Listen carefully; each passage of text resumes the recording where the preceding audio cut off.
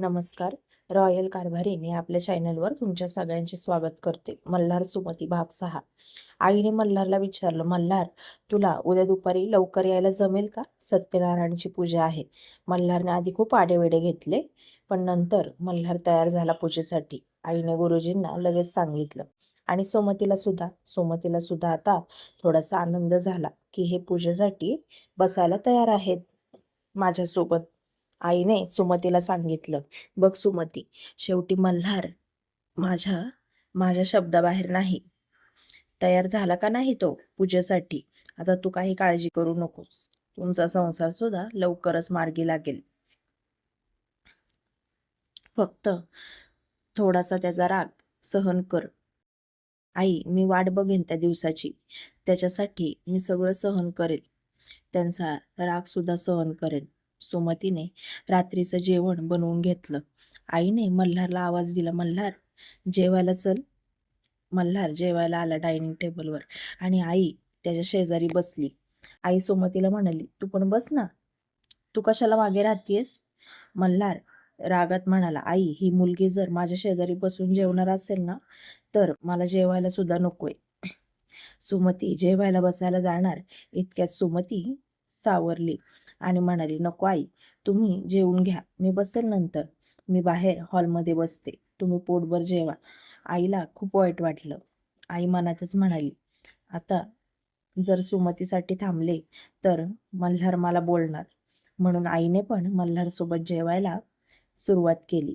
मल्हार काहीतरी विचारातच होता. अचानक त्याला खूप जोरात ठसका लागला. अगदी त्याच्या डोळ्यात ना पाणी यायला लागलं. इतका जोरात ठसका लागला त्याला. आई त्याच्या पाठीवर ना हात फिरवत होती. त्याला वर बघ म्हणत होती.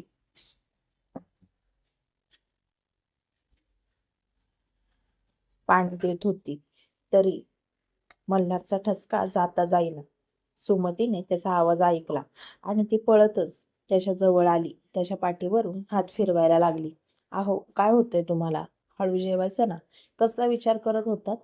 असं म्हणाली आणि पाण्याचा ग्लास त्याच्यासमोर भरून दिला. मल्हारने तो ग्लास रागात तिच्या हातातनं घेऊन तिच्या हातातनं घेतला आणि फेकून दिला. म्हणाला, तुझ्या हातचं पाणी सुद्धा नकोय मला. तू कशाला आलीस इथे? तिकडे जाऊन बस. आई, मी थोड्या वेळाने खाईल, असं ठसकतच म्हणाला आणि त्याच्या बेडरूम मध्ये निघून गेला. आई म्हणाली, काय करायचं या मुलाचं? संध्या, अगं सगळ्या काचा झाल्यात बाळा सगळीकडे. तू पाय जरा जपून टाक, नाहीतर एखादी काच पायात शिरायची आणि उगाच तुला दुखापत व्हायची. तू थांब, मी सिद्धूला सगळ्या काचा भरायला सांगते. आई, राहू दे हो, ह्या काचांचं काही नाही मला वाटणार, पण जे क्षणोक्षणी मनावरती घाव घालत आहेत ते घाव भरणं खूप कठीण आहे, असं म्हणाली आणि तिच्या डोळ्यात ना अश्रू आले आणि ती रडत रडतच आईच्या बेडरूम मध्ये गेली. आई मनात म्हणाली, मी खूप मोठी चूक तर केली नाही ना? खरंच देवा, मल्हारला तूच बुद्धी दे. सुमतीची थोडी सुद्धा दया येत नाही मल्हारला. एवढा कठोर कसा काय वागत आहे तो तिच्यासोबत? आईने सुमतीसाठी जेवणाचं ताट भरून घेतलं आणि बेडरूम मध्ये आली. सुमतीने लाईट घालवली होती आणि एकटीच अंधारात बसून रडत होती. आई तिथे आली, लाईट लावली. सुमतीने तिचे डोळे पुसले.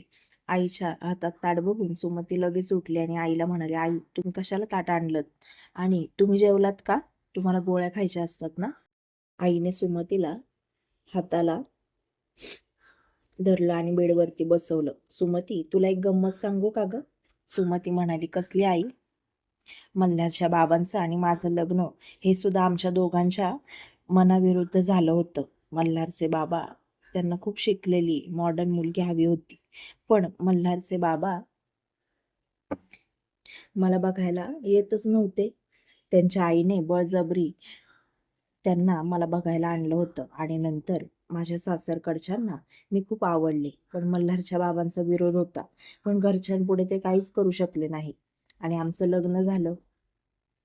दिवस सरत होते. मल्हारच्या बाबांनी माझा स्वभाव, सगळ्यांबद्दल असणारं माझं प्रेम, माझा चांगुलपणा, या सगळ्याच्या प्रेमात मल्हारचे बाबा पडायला लागले. मी त्यांची प्रामाणिकपणे काळजी घेत होते. नंतर कधी ते माझ्यावर अवलंबून राहायला लागले त्यांचं त्यांनाच कळलं नाही. एक दिवशी माझ्या हातावरती गरम तेल पडलं आणि मला खूप भाजलं. तेव्हा पहिल्यांदा मल्हारच्या बाबांच्या डोळ्यांमध्ये माझ्यासाठी अश्रू आलेले पाहिले. नकळतपणे का होईना त्यांनी लगेच स्वतःला सावरलं आणि स्वतःचे डोळे पुसले. लगेच मला दवाखान्यात घेऊन गेले आणि मग नंतर हळूहळू मल्हारच्या बाबांना माझी काळजी वाटायला लागली आणि काळजीचं रूपांतर कधी प्रेमात झालं हे त्यांचं त्यांनाच कळलं नाही. आता मल्हारचा स्वभाव पाहता मी मल्हारमध्ये त्याच्या बाबांना पाहते आणि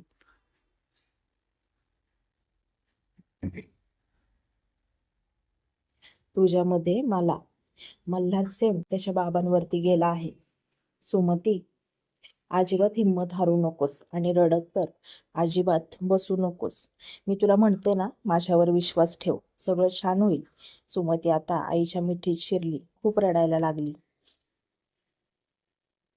सुमती, डोळे पुस, उद्या सत्यनारायणाची पूजा आहे. तुझा दिवसभर उपवास होईल. थोडंसं आत्ता खाऊन घे. मी मल्हारला समजावून येते आणि त्याला सुद्धा जेव घालते आणि त्याला सांगते स्ट्रिक्टली उद्या उपवास करायचा आहे. नाहीतर एक काम कर, बाहेरच ये, म्हणजे मी छान तुझ्यासोबत गप्पा मारेल आणि तू जेवण कर. माझं सुद्धा जेवण राहिलं आहे अर्धवट. तर दोघी जण बसून जेवून घेऊया. सुमती म्हणाली, नको आई, तुम्ही त्यांच्यासोबत जेवायला बसा. मला तिथे बघितलं तर ते परत आतमध्ये जातील आणि जेवणार सुद्धा नाहीत. मी खाईल इथे बसून. आई म्हणाली, ठीक आहे. सुमतीने डोळे पुसले आणि जेवण करून घेतलं. आई मल्हारला बोलवायला गेली. मल्हार, ठसका थांबला आहे का तुझा? मल्हार म्हणाला, हो आई, थोडंसं ब्रीदिंग केलं, आता मला बरं वाटत आहे, जेवून घेतो. आणि तू जेवलीस का? आई म्हणाली, नाही ना, तुला जोरात ठसका लागला ना, आणि मला कुठलं जेवण जातंय. चल बाहेर, जेवण तसंच आहे, जेवून घेऊयात. मल्हार बाहेर आला आणि पोटभर जेवला. आई, मी जाऊन झोपतो. आता मला उद्या सकाळी लवकर जावं लागणार आहे ऑफिसला, कारण की 2-3 मीटिंग अटेंड करायच्या आहेत आणि नंतर तुझी काय पूजा ठेवली आहेस ना, त्याच्यासाठी सुद्धा मला यावं लागणार आहे लवकर. आई मल्हारला म्हणाली, मल्हार, अरे एक सांगायचंच राहिलं तुला. मल्हार म्हणाला, आता काय? अरे उद्या तुला उपवास धरावा लागेल बरं का, दिवसभर, आणि नंतर पूजा झाली की सोडला तरी चालेल. आई, अगं कसं शक्य आहे ते? मी आता बसतोय ना पूजेला, आणि उपवासाचं काय काढलंस तू मधीच? मला नाही उपवास होणार. आई मल्हारला म्हणाली, मल्हार, सगळ्या गोष्टी ह्या पूर्ण व्हायला पाहिजेत, उगाच कसले आडेवेडे घेऊ नकोस आता बाबा. मल्हारने नकारार्थी मान हलवली आणि आईला म्हणाला, आई, मी तुझं ऐकतोय, याचा अर्थ असा नाही की मला तुझ्या प्रत्येक गोष्टी मान्य करायलाच हव्यात. ही शेवटची गोष्ट मी तुझी मान्य करणार आहे. नंतर तू देवदर्शनाला सुद्धा पाठवशील थोड्या दिवसांनी. म्हणशील सुमतीला घेऊन थोडंसं बाहेर हनीमूनला वगैरे असा फिरून ये दोघे पण. मी असलं काहीच करणार नाही. आई म्हणतच म्हणाली, मल्हार, मी म्हणणारच नाही तुला. तू स्वतःच सुमतीला घेऊन जाशील, मला खात्री आहे. आई थोडीशी हसली. मल्हार म्हणाला, काय झालं, का हसतेस? आई म्हणाली, काही नाही रे, असंच. ठीक आहे, उद्या उपवास कर, पण आठवणीने, समजलं? मल्हारने फक्त हू केलं आणि झोपायला गेला.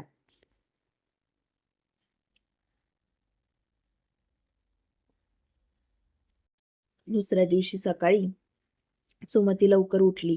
आईसाठी नाश्ता केला आणि त्या दोघांसाठी पटकन खिचडी केली. मल्हारला ऑफिसला जायचं होतं.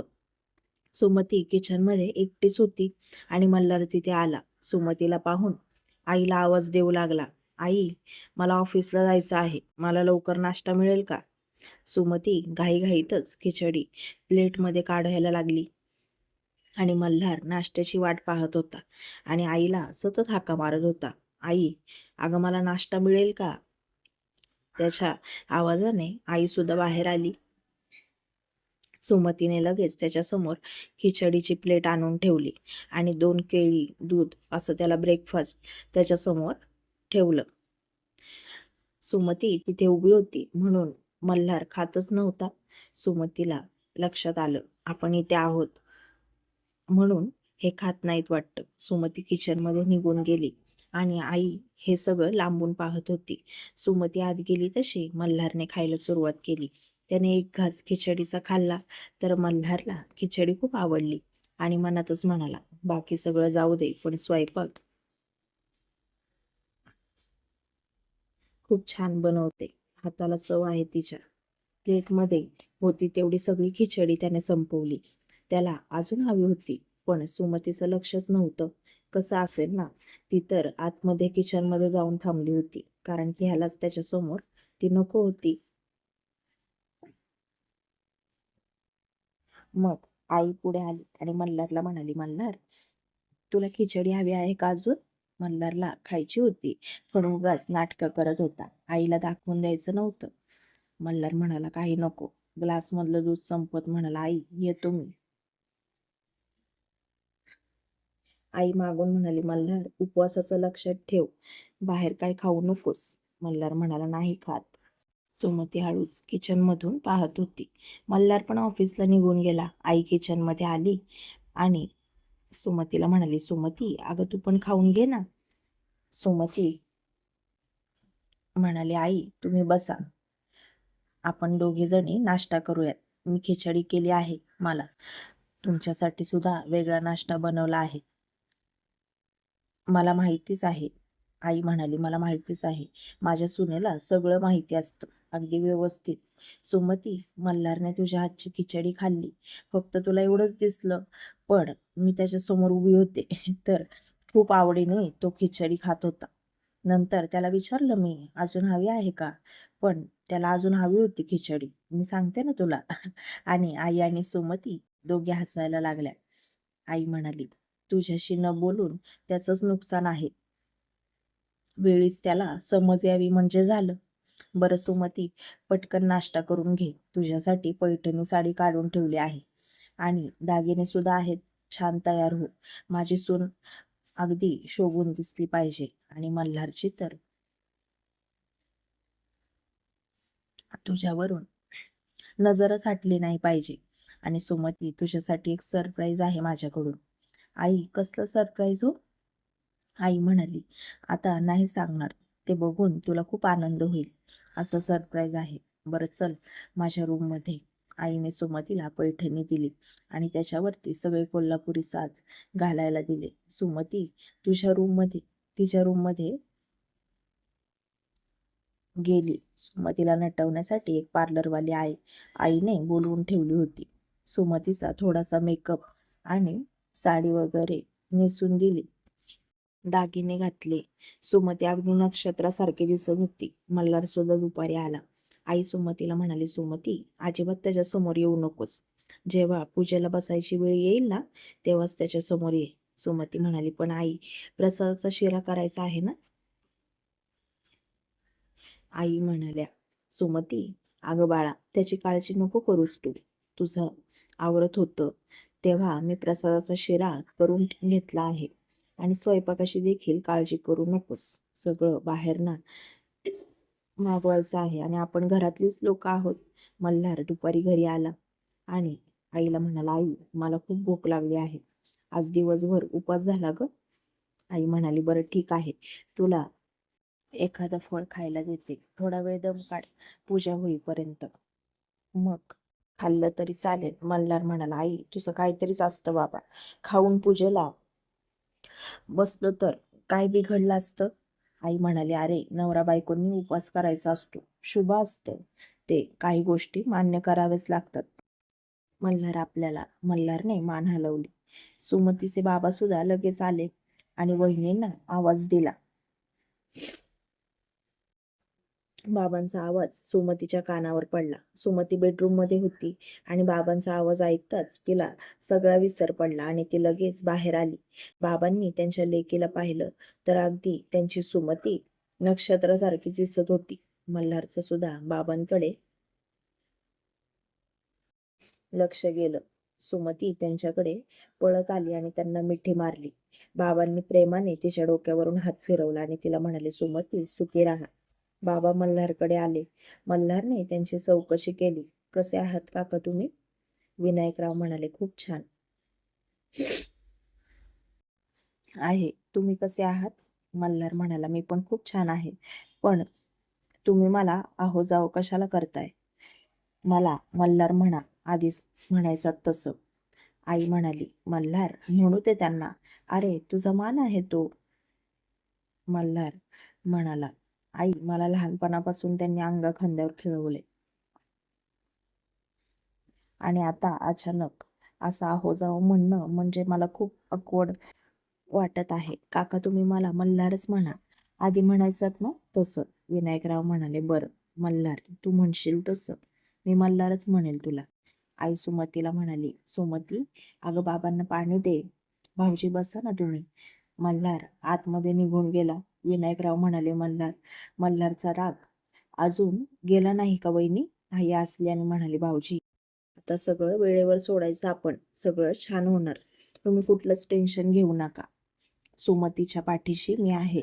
मी नेहमी तिची साथ देईन. तुम्ही अगदी निश्चिंत राहा. गुरुजी पण तेवढ्यात आले. सुमतीने सगळी तयारी केली पटापटा आणि मल्हार पण बाहेर आला. आईने त्याच्यासाठी कुर्ता काढून ठेवला होता. तो घालून आला आणि सुमतीकडे पाहिलंच नाही त्यांनी. सुमतीला थोडं वाईट वाटलं.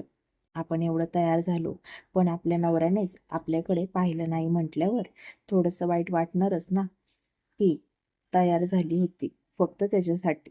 त्याने एकदा तरी तिला पाहावं. सुमती मनोभावे सत्यनारायण पूजेला बसली. बसल्या बसल्या देवाला तिने विनंती केली, देवा आमच्यामधील कटुता ही दूर होऊ दे आणि जसा हा सत्यनारायणचा प्रसाद झालाय ना अगदी गोड गोड, तसं आमचं आयुष्य सुद्धा गोड गोड होऊ देत अगदी ह्या प्रसादासारखं.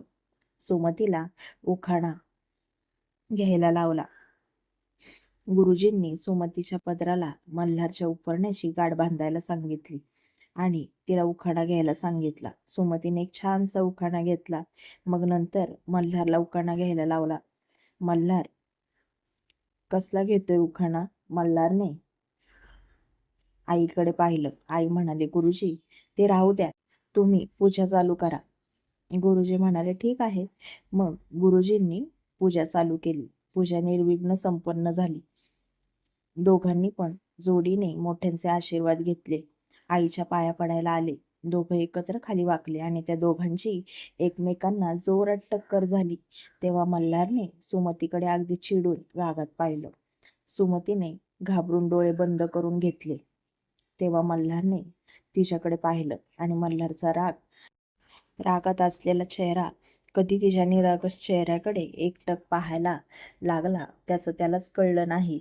आणि आईने त्यांना अष्टपुत्र सौभाग्यवती भव असा आशीर्वाद दिला. पुढील भाग पाहण्यासाठी चॅनलशी कनेक्टेड राहा.